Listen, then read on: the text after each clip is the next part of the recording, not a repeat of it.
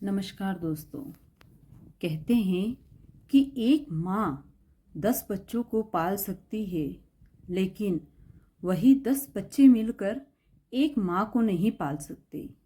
आज की कहानी सिर्फ एक कहानी नहीं है, ये एक आईना है, समाज का, रिश्तों का और कर्मों का। ये उस बूढ़ी माँ की कहानी है जिसकी आह आसमान तक पहुंची, और जब उसकी पुकार भगवान तक गई तो खुद महादेव का न्याय धरती पर उतर आया।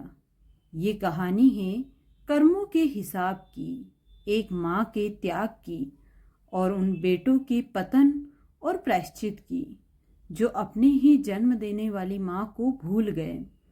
गांव के किनारे जहाँ पक्की सड़क खत्म होती थी, वहीं कच्ची पगडंडी शुरू होती थी। वहीं एक पुराना पीपल का पेड़ था। उस पेड़ के नीचे एक टूटा फूटा घर था, या यूं कहे 4 दीवारें जिसमें जिंदगी दम तोड़ रही थी। उसी झरझर छत के नीचे रहती थी 70 साल की लक्ष्मी। एक समय था जब उसी आंगन में हंसी गूंजती थी, चूल्हा कभी ठंडा नहीं पड़ता था और मेहमानों के लिए कभी रोटियां कम नहीं पड़ती। लेकिन आज उसी घर में लक्ष्मी के हिस्से में आई थी भूख, अपमान और अकेलापन। उसका शरीर अब हड्डियों का ढांचा बन चुका था, आंखों के नीचे गहरे खड्डे और उनमें सूख चुके आंसू। कमर इतनी झुक गई थी कि लगता था जैसे वो जमीन में अपनी बीती खुशियां ढूंढ रही हो। गांव वाले उसे लक्ष्मी काकी कहते थे, लेकिन उसके अपने ही घर में कोई उसे बोलने वाला नहीं था। उसके 2 बेटे थे, कालू और बालू। दोनों के पास बड़े बड़े पक्के मकान थे, पर उनमें अपनी माँ के लिए एक कोना भी नहीं था। लक्ष्मी को घर से बाहर एक अंधेरी सीलन भरी कोठरी में डाल दिया गया था, जहाँ न हवा थी, न रोशनी और ना ही इंसानियत। सर्दी की रात थी और हवा इतनी तेज थी कि हड्डियों को भी कपा दे। लक्ष्मी अपनी पुरानी फटी हुई रजाई में दुबकी हुई थी। रजाई में रुई कम और छेद ज्यादा थे। उसे जोरों की भूख लगी। दोपहर को बड़ी बहू ने जो सूखी रोटियां दी थी, वह कब की हजम हो गई। अब पेट में जो आग लगी थी, वो उसे सोने नहीं दे रही थी। उसने कांपते हाथों से लोटा उठाया और 2 घूंट पानी पीकर भूख मारने की कोशिश की, लेकिन भूख तो भूख है, वो पानी से कहाँ मरने वाली थी। उसका मन बार बार पुराने दिनों की याद में चला जाता। उसे याद आया वो समय जब उसके पति जिंदा थे। गांव में उसकी इतनी इज्जत थी। वो लोग भले ही बहुत अमीर नहीं थे, लेकिन दिल से राजा थे। लक्ष्मी अपने बच्चों को कभी भूखा नहीं सोने देती थी, चाहे वो खुद भूखी रह जाती। लेकिन कालू और बालू की थाली में हमेशा गुड़ और घी रहता था। वो अक्सर अपने पति से कहती, देखना, हमारे बुढ़ापे में हमारे बच्चे हमें बहुत अच्छा रखेंगे। मैंने इन्हें इतने अच्छे संस्कार दिए हैं। उसके पति कहते, लक्ष्मी, औलाद की सेवा की उम्मीद में अपना आज मत खराब कर, बस कर्म कर और फल महादेव पर छोड़ दे। आज जब वो अंधेरे में लेटी हुई छत की लकड़ियां देख रही थी, तो उसे अपने पति की बात शूल की तरह चुभ रही थी। उसने वाकई महादेव पर ही सब कुछ छोड़ दिया, लेकिन शायद महादेव भी उससे रूठे हुए थे, तभी तो उसकी ऐसी दशा हो रही थी। अगली सुबह जब सूरज की पहली किरण भी ठीक से नहीं निकली, लक्ष्मी अपनी लाठी लेते हुए उठी। उसके जोड़ों में इतना दर्द था कि हर कदम पर उसके मुंह से हे महादेव यही निकल रहा था। उसे मंदिर जाना था। गांव के दूसरे छोर पर एक पुराना शिव मंदिर था। पिछले 10 सालों से जब उसके पति गुजर गए थे और बेटों ने अपना रंग बदल दिया, वही मंदिर उसका असली घर बन गया था। वो रोज सुबह एक लोटा जल भरकर ले जाती और शिवलिंग पर चढ़ाती। उसके पास चढ़ाने को दूध नहीं था और न ही कोई प्रसाद, बस उसकी आंखों के आंसू और एक लोटा जल उसकी पूजा थी। वो धीरे धीरे मंदिर जाती। रास्ते में एक बार उसे सरपंच मिला। उसने पूछा, काकी, इतनी ठंड में कहाँ जा रही हो? बेटे ने तुम्हें नई शॉल नहीं दी क्या? लक्ष्मी ने हंसी हंसते हुए कहा। फटी साड़ी का पल्लू कस लिया और बोली, बेटा, बेटों के पास अपने बीवी बच्चों के लिए वक्त नहीं है। इस बूढ़ी के लिए वक्त कहाँ से लाएंगे? वैसे भी मुझे ठंड नहीं लगती, अब तो आदत हो गई है। सरपंच जानता था कि काकी झूठ बोल रही है, लेकिन वो कुछ नहीं कर सकता था। लक्ष्मी चलते चलते मंदिर की सीढ़ियों तक पहुंची। सीढ़ियां चढ़ना अब उसके लिए किसी पहाड़ चढ़ने जैसा था। हाँफते हुए जैसे तैसे वो ऊपर चढ़ी। सामने शिवलिंग को देखा। उसे देखते ही उसका सब्र का बांध टूट गया और वो वहीं पर जोर जोर से रोने लगी। हे महादेव, हे भोलेनाथ। लक्ष्मी की आवाज में इतना दर्द था कि पत्थर भी पिघल जाए। मैंने क्या पाप किया था प्रभु? किस जन्म का बदला ले रहे हो मुझसे? जिन बच्चों को मैंने अपनी छाती का दूध पिलाया, आज वो मुझे एक गिलास पानी देने को भी तैयार नहीं। जिन हाथों से मैंने उनकी उंगली पकड़कर चलना सिखाया, आज वही हाथ मुझे उठाने को तैयार नहीं। लोग कहते हैं कि तू न्याय करता है, तो फिर मेरा न्याय कब होगा? मेरे मरने के बाद? मैं अब और नहीं सह सकती बाबा। या तो मेरी तकदीर बदल दे या मुझे अपने पास बुला ले।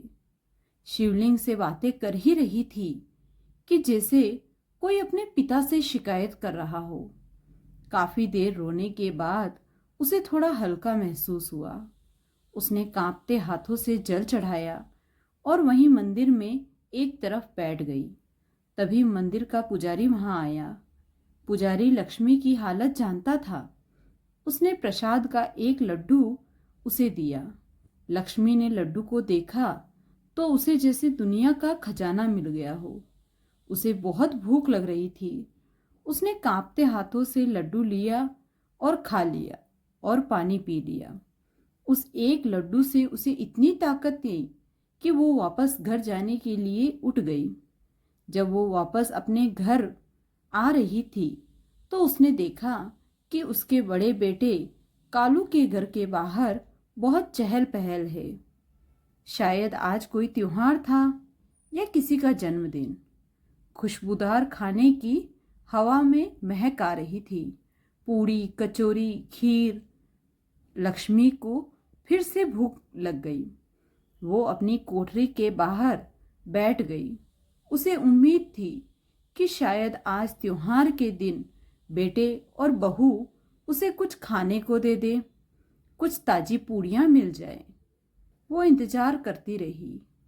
सूरज सिर पर चढ़ गया, फिर ढल गया। मेहमान आए और खा पीकर चले गए। घर के अंदर से हंसने बोलने की आवाजें आ रही थी। बच्चे आंगन में खेल रहे थे। लक्ष्मी की नजर बार बार उस लोहे के गेट पर जाती जो दोनों घरों के बीच था, लेकिन वो गेट नहीं खुला। शाम हो गई, अंधेरा हो गया। तभी छोटी बहू हाथ में एक थैली लेकर बाहर आई। उसने देखा कि उसकी सास बाहर बैठी हुई टुकुर टुकुर देख रही थी, तो बहू ने वो थैली उसकी तरफ फेंक दी और बोला, बचा हुआ है, कुत्ते को देने जा रही थी, पर सोचा तुम्हें दे दूं। वैसे भी तुम दिन भर यहीं बैठी बैठी ताकती रहती हो, क्या मिले? लक्ष्मी का कलेजा छन से टूट गया। वो खाना जो कुत्ते के लिए था अब उसकी बहू उसे दे रही थी, और वो भी इतनी नफरत के साथ। स्वाभिमान तो कह रहा था कि उस थैली को ठोकर मार दे, लेकिन पापी पेट का क्या करती।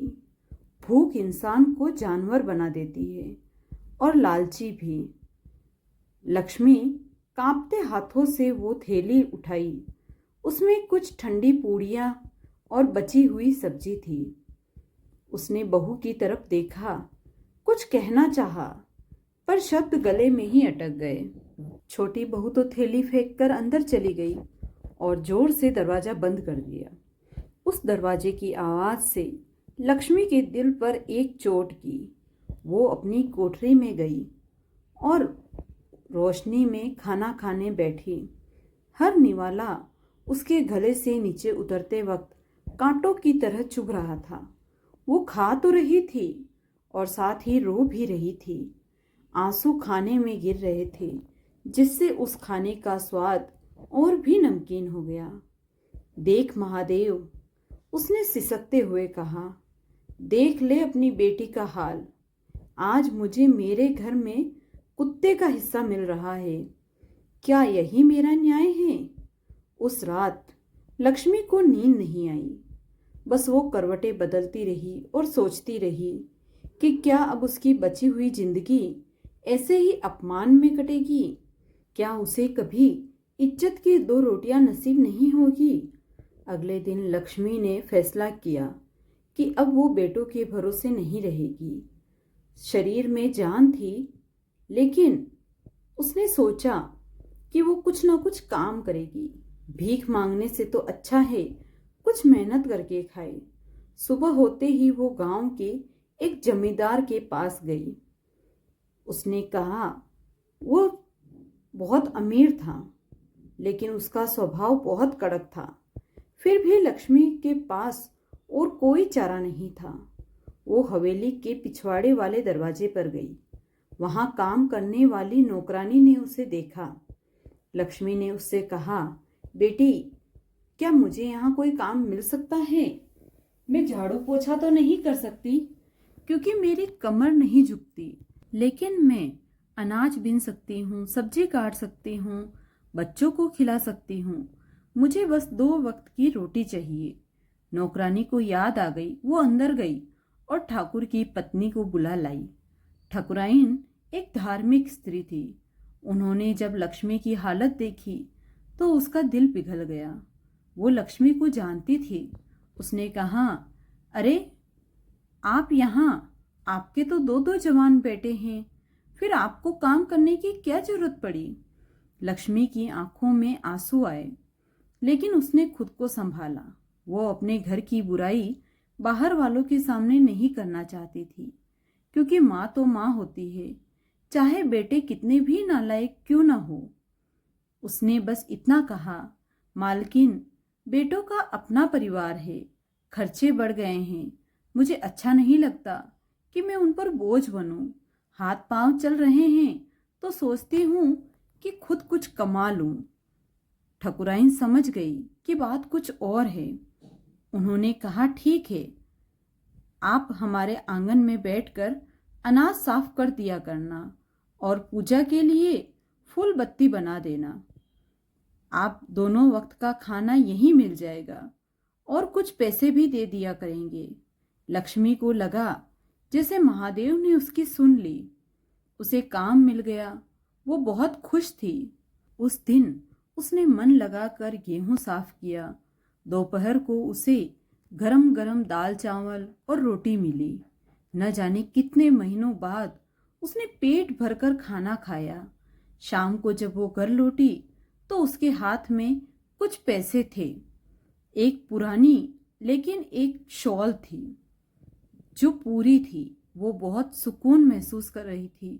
उसे लगा कि अब उसे अपने बेटों के सामने हाथ नहीं फैलाने पड़ेंगे। लेकिन लक्ष्मी की ये खुशी ज़्यादा दिन तक टिकने वाली नहीं थी।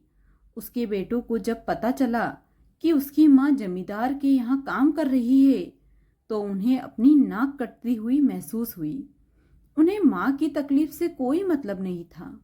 उन्हें बस अपनी झूठी शान की फिक्र थी। बालू और कालू गुस्से में तमतमाते हुए लक्ष्मी की कोठरी में आए।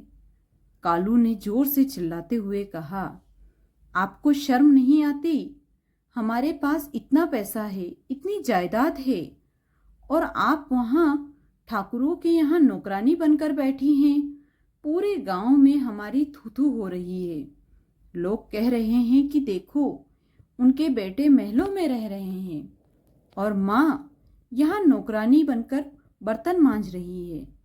लक्ष्मी ने डरते हुए कहा, बेटा, मैं बर्तन नहीं मांजती, बस थोड़ा अनाज साफ करती हूँ, और तुम लोग मुझे खाना तो देते नहीं, तो क्या मैं भूखी मर जाऊं? कालू ने पैर पटकते हुए कहा, तो क्या हम मर गए हैं? अरे, 2 वक्त ही तो खाती हो, वो भी नहीं मिल रही है क्या आपको? और अगर काम ही करना है तो घर में बहुओं का हाथ बटाओ। बाहर जाकर हमारी नाक क्यों कटवा रही हो? कल से तुम वहां नहीं जाओगी, समझी? बेटों ने उसे काम पर जाने से रोक दिया, लेकिन उसके हालात नहीं बदले, बल्कि अब तो बहुओं का अत्याचार और बढ़ गया। वे सोचने लगी कि ये बुढ़िया हमारी शिकायत पूरे गांव में करती फिरती है। अब उसे खाना और भी देरी से मिलने लगा। कभी कभी तो पूरा दिन बीत जाता, उसे पानी के अलावा कुछ नसीब नहीं होता। लक्ष्मी अब घर में काम भी करने लगी थी। अपनी कांपती उंगलियों से वो मजबूरी में साग काटती, दाल बीनती। अगर जरा सी भी गलती हो जाती तो बहुएं उसे ताने मार मार कर अधमरा कर देती। अरे, ये भी ठीक से नहीं होता तुमसे? मुफ्त की रोटियां तोड़ने में तो बहुत आगे हो। छोटी बहू बड़बड़ाती। लक्ष्मी चुपचाप सब सुनती और अपने आंसू पी जाती। उसका बस एक ही सहारा था, महादेव। वो रोज रात को उनसे बातें करती। बाबा, तूने मुझे काम दिया था, रास्ता दिखाया था, लेकिन मेरी तकदीर में सुख लिखा ही नहीं है। अब तू ही बता, मैं क्या करूं? तब एक दिन सावन का महीना था और जोरों की बारिश हो रही थी। लक्ष्मी की कोठरी की छत टपकने लगी। पानी बूंद बूंद करके सीधा उसकी बिछोने पर गिर रहा था। पूरी कोठरी में कीचड़ हो गया। ठंड और सीलन के मारे लक्ष्मी का बुरा हाल था। उसे बुखार हो गया, शरीर तप रहा था और वो खाट पर पड़ी करा रही थी। प्यास के मारे उसका गला सूख रहा था।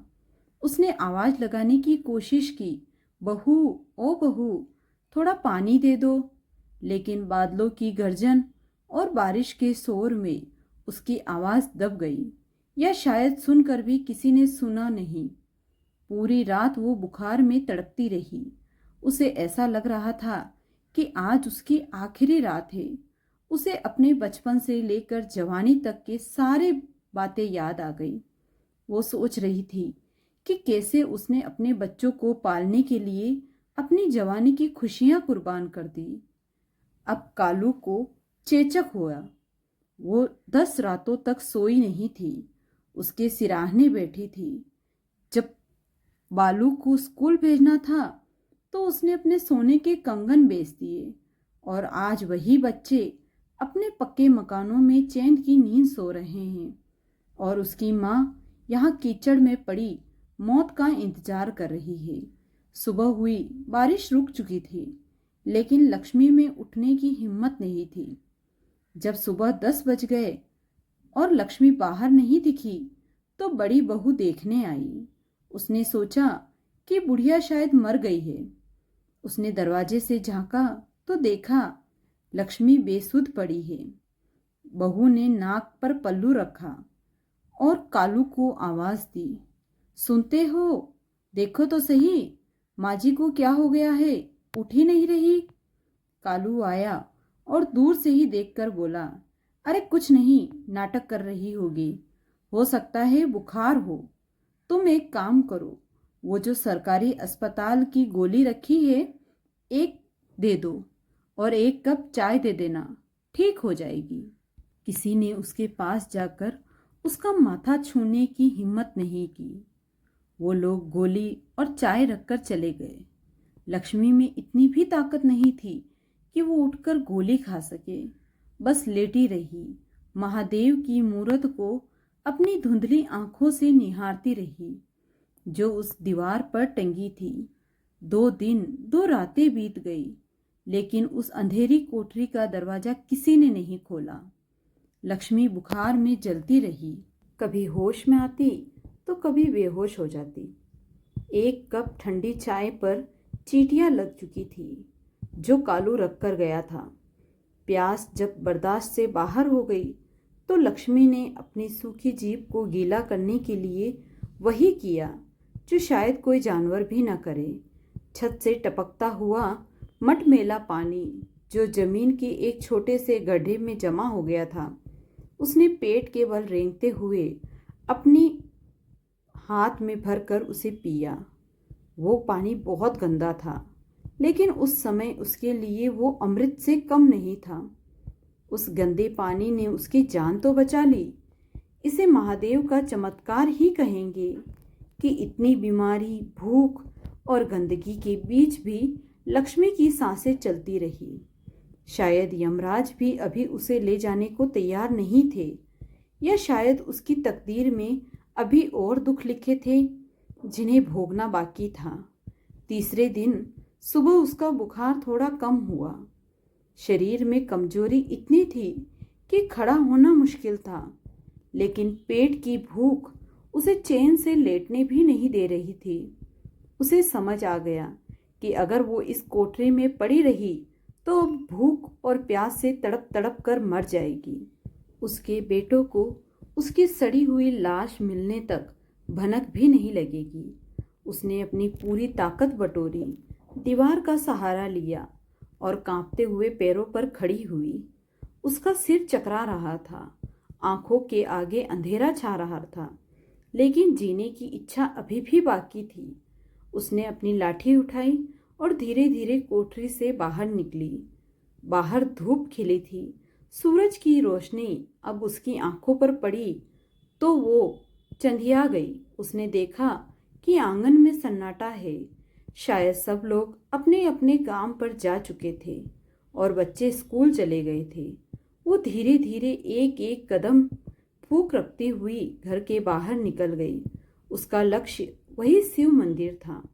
उसे लगा कि इंसान भले ही साथ छोड़ दे, लेकिन उसका महादेव उसे भूखा नहीं मरने देगा।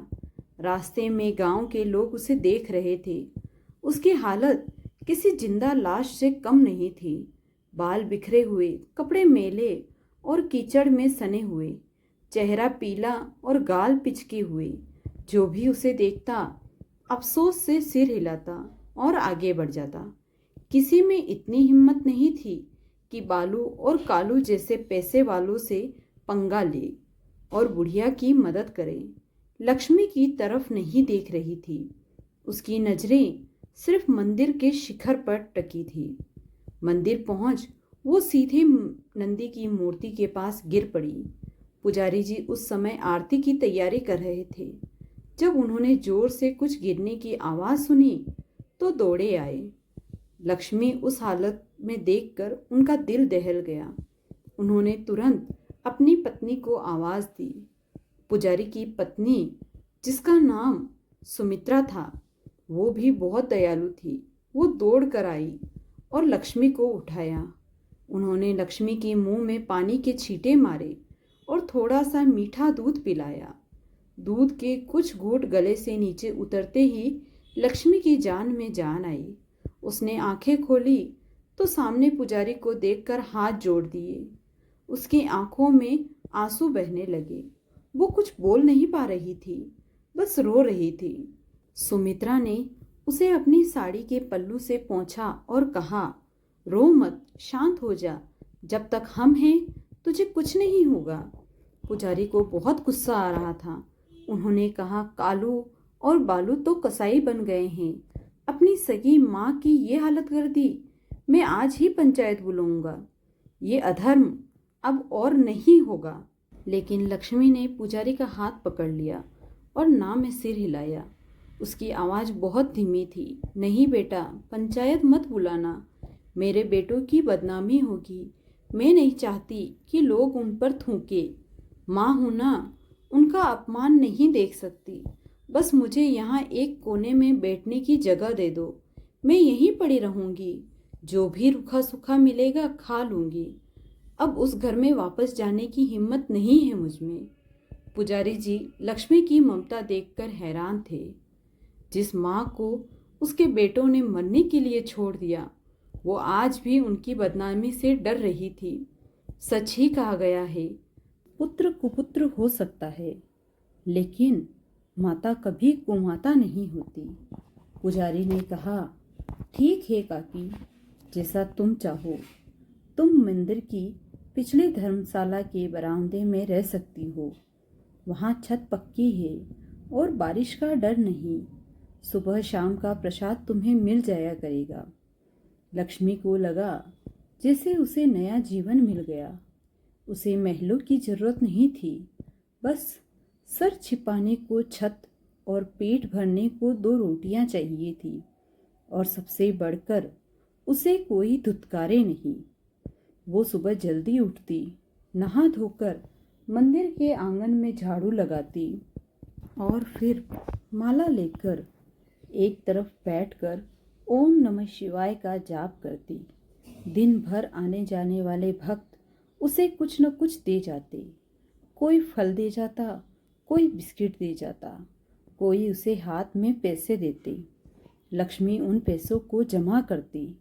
उन पैसों का कोई लोभ नहीं था, लेकिन वो सोचती थी कि मरने के बाद उसके कफन का इंतज़ाम इन्हीं पैसों से हो जाएगा, ताकि उसके बेटों को वो खर्चा भी न लगे। मंदिर के शांत वातावरण में उसकी सेहत भी सुधरने लगी। चेहरे पर थोड़ी रौनक आ गई। वो खुश थी, क्योंकि वहाँ उसे बुढ़िया मरती क्यों नहीं सुनने को नहीं मिलता था। यहाँ लोग उसे काकी या माताजी कहकर बुलाते थे और पैर छूते थे। उसे लगने लगा कि महादेव ने उसके साथ न्याय कर दिया है। बेटों से दूर करके उसे अपनी शरण में ले लिया। लेकिन नियति को शायद शांति मंजूर नहीं थी। गांव छोटा था, तो बातें हवा की तरह फैल गई। ये खबर उड़ते उड़ते कालू और बालू तक के कानों तक पहुंच गई। उनकी माँ अब मंदिर में रहती है और वहाँ आने जाने वालों से भीख भी लेती है। गांव के लोग अब दबी जुबान में बातें करने लगे। अरे देखो, जिनके बेटे 2 मंजिला मकान में रहते हैं, उनकी माँ मंदिर के टुकड़ों पर पल रही है। कैसा कलयुग आ गया है भाई, ऐसे बेटे को तो कीड़े पड़ेंगे। ये ताने जब बेटों ने सुने तो उनका खून खौल उठा। उन्हें माँ पर तरस नहीं आया, बल्कि और गुस्सा आया। उसने फिर से उनकी नाक कटवा दी। एक शाम जब लक्ष्मी मंदिर के चबूतरे पर बैठकर माला जप रही थी, अचानक एक जीप आकर रुकी। जीप में कालू और बालू, उनके चेहरे गुस्से से लाल थे। वे तेज कदमों से चलते हुए लक्ष्मी के पास आए। कालू ने आव देखा ना ताव, लक्ष्मी के हाथ से माला छीनकर दूर फेंक दी। उसका हाथ पकड़कर जोर से खींचा। चल घर, बहुत नाटक हो गया तेरा। कालू घुर्राया। लक्ष्मी घबरा गई। उसके हाथ छुड़ाने की कोशिश की। बेटा, मुझे मत ले जा, मैं वहाँ नहीं रह सकती, मैं यहाँ खुश हूँ। बालू ने दांत पीसते हुए कहा। खुश है? हमारी इज्जत का तमाशा बनाकर खुश है? पूरा गांव हम पर हंस रहा है। हम तुझे पाल नहीं सकते। तूने हमें कहीं मुंह दिखाने लायक नहीं छोड़ा। चुपचाप चल, वरना घसीटते हुए ले जाएंगे। लक्ष्मी गिड़गिड़ाती रही। बेटा, मैं किसी से कुछ नहीं कहती, मैं तो बस यहाँ नाम जपती हूँ, मुझे छोड़ दो। वहाँ खड़े कुछ लोगों ने बीच में बचाव की कोशिश की, लेकिन बालू ने उन्हें भी धमका दिया। ये हमारे घर का मामला है, कोई बीच में टांग न अड़ाए। बूढ़ी और कमजोर लक्ष्मी 2 जवान बच्चों के कैसे मुकाबला करती। वे उसे जबरदस्ती गाड़ी में बिठाकर उसे नर्क में ले आए। घर लाकर उन्होंने उसे कोठरी में बंद कर दिया। बालू ने चिल्लाकर कहा, अब अगर तूने इस कोठरी से बाहर कदम रखा तो टांगे तोड़ दूंगा। खाना तुझे यहीं मिलेगा और यहीं पड़े पड़े सड़ना है तुझे। बाहर जाकर गांव वालों के सामने हमारी बुराई करने का बहुत शौक है ना तुझे। अब तेरा शौक कैसे निकलता है। लक्ष्मी दरवाजे को पीटती रही, रोती रही, लेकिन दरवाज़ा नहीं खुला। उसे फिर से कैद कर दिया गया। अब उसकी हालत पहले से भी बदतर हो गई थी। पहले वो कम से कम बाहर निकल सकती थी, धूप देख सकती थी। अंधेरी कोठरी, सड़ी हुई हवा और गहरा सन्नाटा। उसे दिन और रात का पता रोशनी के आने वाली हल्की रोशनी से पता चलता। बहुएं अब उसे खाना देने में और भी लापरवाही करने लगी। कभी एक वक्त खाना मिलता, कभी वह भी भूल जाते। लक्ष्मी का शरीर फिर से सूखने लगा। वह बस लेटे लेटे छत की लकड़ियों को गिनती रहती और महादेव से अपनी मौत की दुआ मांगती। महीने बीतते गए। लक्ष्मी अब हड्डियों का ढांचा मात्र रह गई थी, लेकिन इस घोर अंधेरे में भी आशा की एक छोटी सी किरण फूटी। बालू का सबसे छोटा बेटा यानी लक्ष्मी का पोता राजू था। वो करीब 10 साल का था। वो अपने माता पिता, चाचा चाची के व्यवहार को देखता था, लेकिन डर के मारे कुछ बोल नहीं पाता था। लेकिन उसका बाल मन अपनी दादी की दुर्दशा देखकर रोता था। उसे याद था कि कैसे बचपन में दादी उसे कहानियाँ सुनाती थी और अपनी गोद में सुलाती थी। एक दिन जब सब सो रहे थे, राजू दबे पांव आया। उसने कोठरी के पीछे से छोटे से रोशनदान के पास जाकर धीरे से आवाज़ दी, दादी, ओ दादी। अंदर से कोई जवाब नहीं आया। राजू घबरा गया। उसने फिर पुकारा। तभी अंदर से हल्की सी खांसने की आवाज़ आई। राजू ने जल्दी से अपनी जेब से बिस्किट का पैकेट निकाला जो उसने अपने स्कूल के पैसों से बचाया था और रोशनदान की जाली से अंदर गिरा दिया। फिर उसने धीरे से कहा, दादी ये खा लो, मैं कल फिर आऊँगा। अंदर अंधेरे में पड़ी लक्ष्मी ने जब बिस्किट का पैकेट देखा तो उसकी आंखों में नमी आ गई। उसे भूख से ज़्यादा इस बात की खुशी थी कि इस घर में कोई तो है जिसे उसकी फिक्र है, कोई तो है जिसके सीने में अभी भी दिल धड़कता है। उसने कांपते हाथों से बिस्किट खाया। वो बिस्किट उसके लिए 56 भोग से कम नहीं था। अब ये सिलसिला रोज का हो गया। राजू स्कूल से आते वक्त या दोपहर में चुपके से आता, रोशनदान से बिस्किट या अमरूद दादी को दे जाता। वो दोनों थोड़ी देर बातें भी करते। दादी, तुम फिक्र मत करो, मैं बड़ा होकर पुलिस वाला बनूंगा और तुम्हें यहाँ से निकाल कर ले जाऊंगा, राजू मासूमियत से कहता। लक्ष्मी उसकी बातें सुनकर अपनी पीड़ा भूल जाती। वो उसे आशीर्वाद देकर, झुक झुक जियो मेरे लाल, बस तू ही मेरा असली वारिस है। राजू के इस छोटे से प्यार ने लक्ष्मी को जीने की एक नई वजह दे दी। वो अब मौत का इंतजार नहीं करती थी, बल्कि राजू के आने का इंतजार करती थी। लेकिन झूठ और चोरी चाहे कितनी भी अच्छी नीयत से की गई हो, एक ना एक दिन पकड़ी ही जाती है। एक दिन बहू ने राजू पर नज़र पड़ गई जब वो रोशनदान के पास खड़ा होकर बात कर रहा था। बिल्ली की तरह दबे पांव पीछे आई और उसने राजू की बातें सुन ली। राजू कह रहा था, दादी, आज मम्मी ने हलवा बनाया था, मैंने छुपा लिया, लो तुम खा लो। ये सुनते ही छोटी बहू आग बबूला हो गई। उसने पीछे से राजू का कान मरोड़ा और जोर से चिल्लाई, अच्छा तो ये चल रहा है यहाँ, घर का खाना चोरी करके इस बुढ़िया को खिलाया जा रहा है। हम कहते हैं कि राशन जल्दी खत्म क्यों हो रहा है, यहाँ तुम दान पुण्य कर रहे हो। राजू दर्द से बिलक उठा। शोर सुनकर कालू और वो भी उसकी बहू भी आ गए। छोटी बहू ने नमक मिर्च लगाकर सारी बात बताई। कालू ने आव देखा ना ताव अपने ही बेटे राजू के गाल पर जोरदार तमाचा जड़ दिया। राजू गिर गया। कालू ने उसे डराते हुए कहा, खबरदार जो आज के बाद इस कोठरी के पास भी भटका, ये बुढ़िया डायन है, इसने तुझे भी अपनी बातों में फंसा लिया। उस दिन के बाद राजू का पहरा बिठा दिया गया। उसे दादी के पास जाने की सख्त मनाही हो गई। लक्ष्मी कोठरी के अंदर से सब सुन रही थी। जब उसने राजू के रोने की आवाज़ सुनी तो उसकी रूह कांप गई। उसने अपने अपमान का दुख नहीं था, लेकिन अपने पोते की पिटाई उससे बर्दाश्त नहीं हुई। उसने कोठरी के अंदर से ही चिल्लाकर कहा, अरे पापियों, मुझे मार दो, मुझे भूखा रखो, लेकिन उस मासूम बच्चे को मत मारो। उसका क्या कसूर है? उसने तो बस एक भूखी को रोटी दी। भगवान से डरो। लेकिन उसकी आवाज़ सुनने वाला वहाँ कोई नहीं था। उस रात लक्ष्मी को नींद नहीं आई।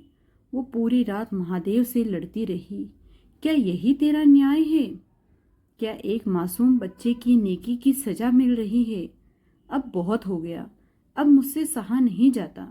तू मुझे शक्ति दे कि मैं इस कैद को तोड़ सकूं, या फिर मुझे अपने पास बुला ले।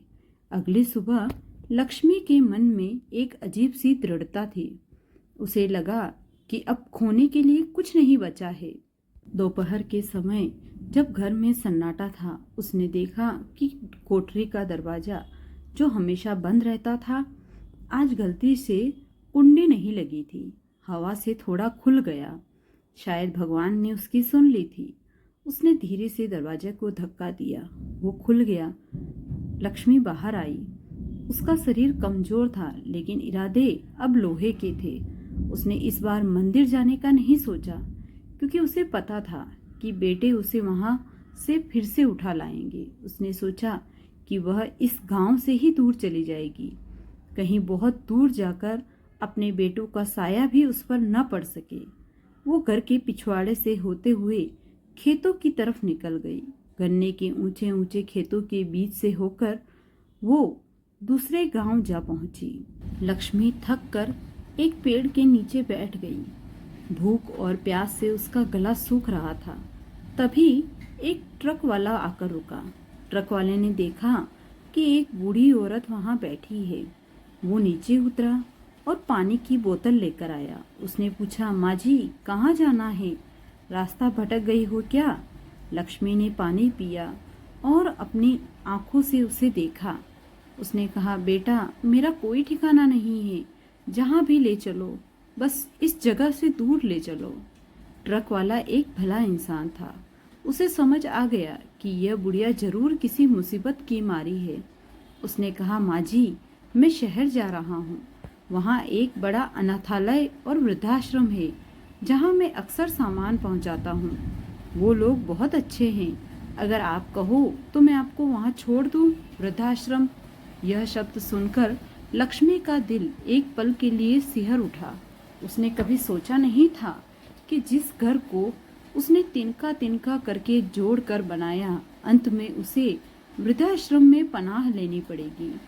लेकिन फिर उसने अपने बेटों का चेहरा और वही अंधेरी कोठरी याद आ गई। उसने सोचा कि नर्क से तो वृद्धाश्रम ही बेहतर होगा। उसने हामी भर दी।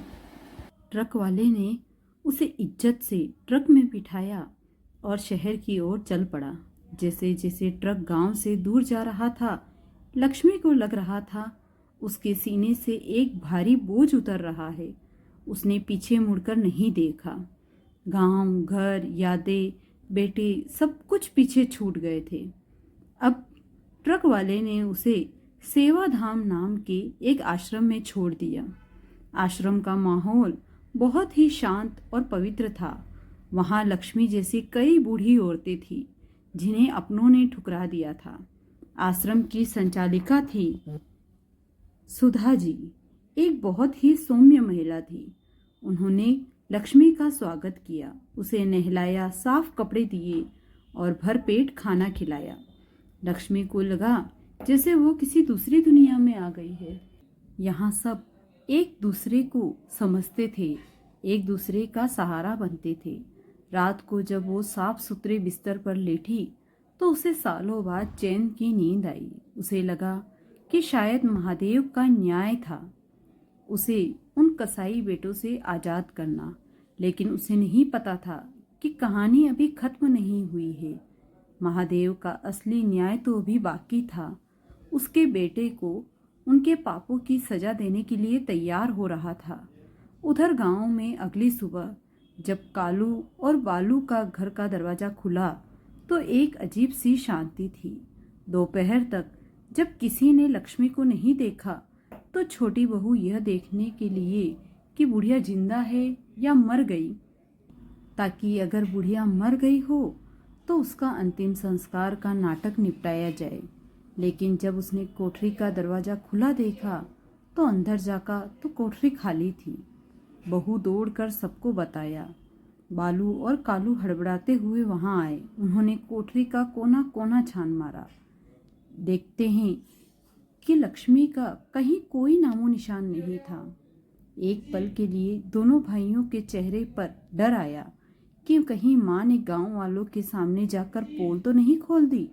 लेकिन जब शाम तक कोई खबर नहीं आई तो उनके चेहरे पर एक शैतानी मुस्कान तैर गई। कालू और बालू ने कहा, भाई लगता है बला टल गई, शायद किसी कुएं या तालाब में गिरकर मर गई होगी। अच्छा ही हुआ रोज रोज की किचकिच खत्म हुई। कालू भी सहमत था। दोनों ने मिलकर गांव में ये झूठ फैला दिया कि माँ जी की दिमागी हालत ठीक नहीं थी और वो रात को कहीं निकल गई, या फिर ये कह दिया कि किसी दूर के रिश्तेदार के यहाँ तीर्थ यात्रा पर गई है। गांव वालों ने भी ज़्यादा पूछताछ नहीं की, क्योंकि जिनके अपने ही बेटे फिक्र नहीं कर रहे उनके लिए गांव वाले क्यों परेशान हो। बस एक छोटा राजू था जो कई रातों तक अपनी दादी के लिए तकिए में मुंह छिपाकर रोता रहा। इधर शहर में सेवाधाम आश्रम में लक्ष्मी की जिंदगी करवट ले रही थी। शुरू के कुछ दिन उसे बहुत अजीब लगा, लेकिन कहीं उसके बेटे उसे लेने तो नहीं आ गए। लेकिन धीरे धीरे उसे विश्वास हो गया कि अब वो सुरक्षित है। आश्रम का माहौल बहुत अपनापन भरा था।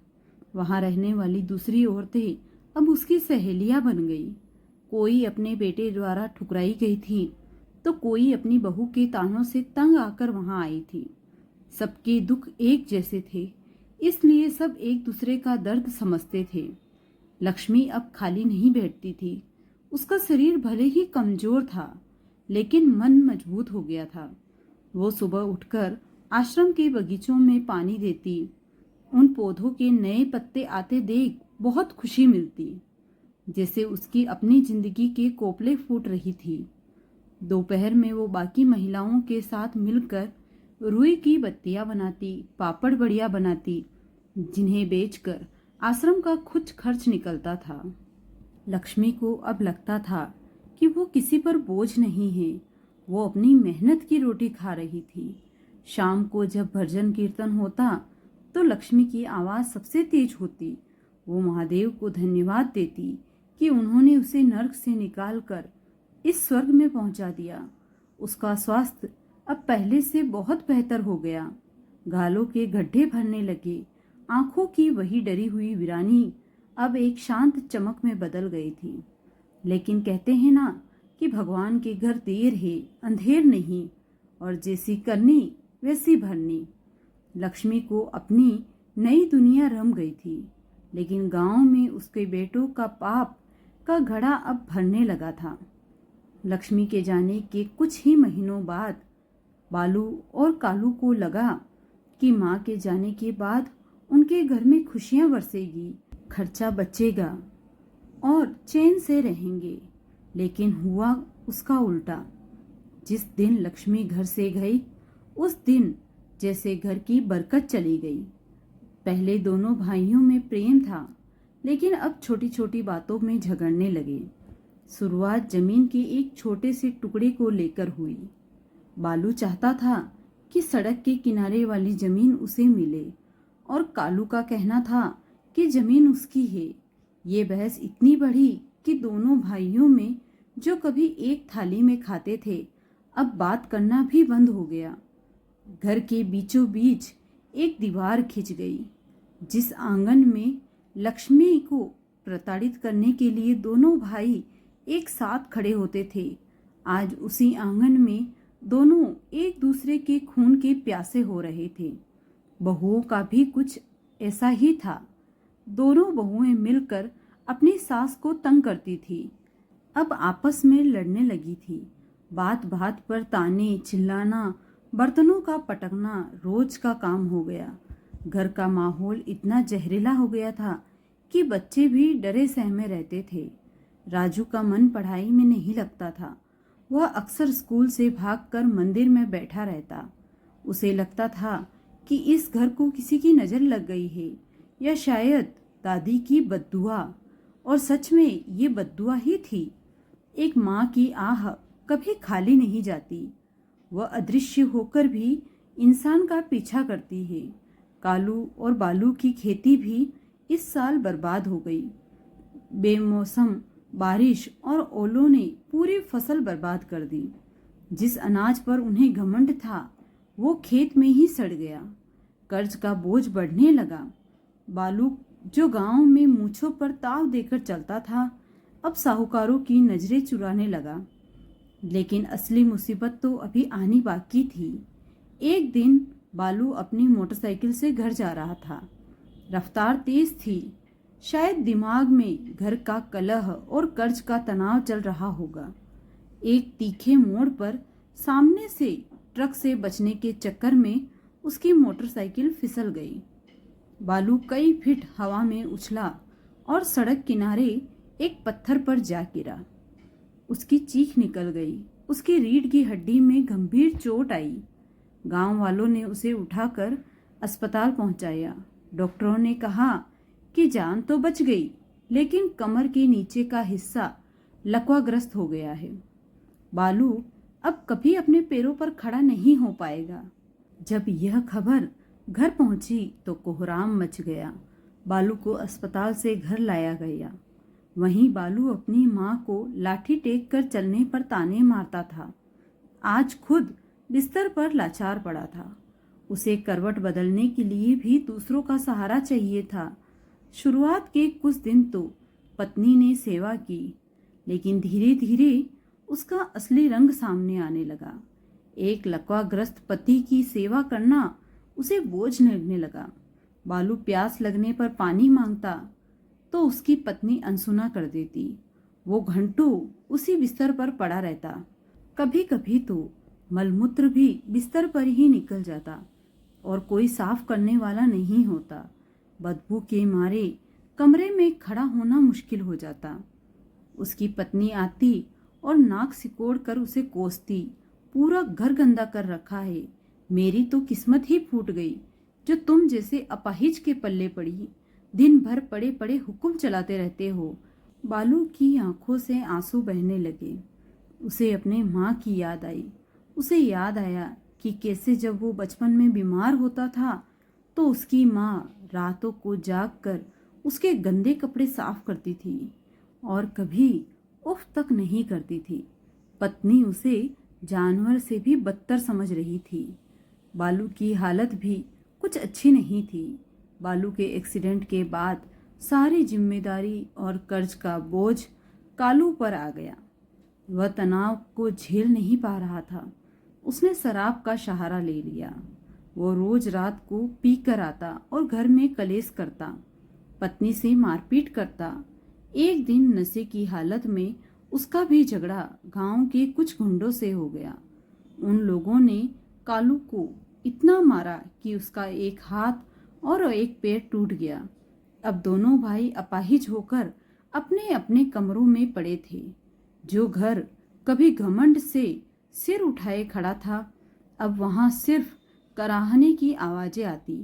गांव वाले बातें करते, भाई इसे कहते हैं महादेव का न्याय, जैसी करनी वैसी भरनी। अपनी माँ को घर से निकालकर इन्होंने सोचा था कि सुखी रहेंगे, लेकिन भगवान ने इनको इनकी औकात दिखा दी। पुजारी ने भी जब यह सुना तो उन्होंने कहा, माँ बाप के आंसुओं में वो आग होती है जो बड़े बड़े साम्राज्यों को जलाकर राख कर देती है। ये तो बस शुरुआत है। दोस्तों, इससे आगे की कहानी अब हम कल सुनेंगे कि कैसे महादेव ने एक माँ की पीड़ा को सुना और उसके बच्चों को सुधारा। अगर आपको ये कहानी पसंद आई हो तो इसे लाइक करें, शेयर करें और कमेंट करके ज़रूर बताएं।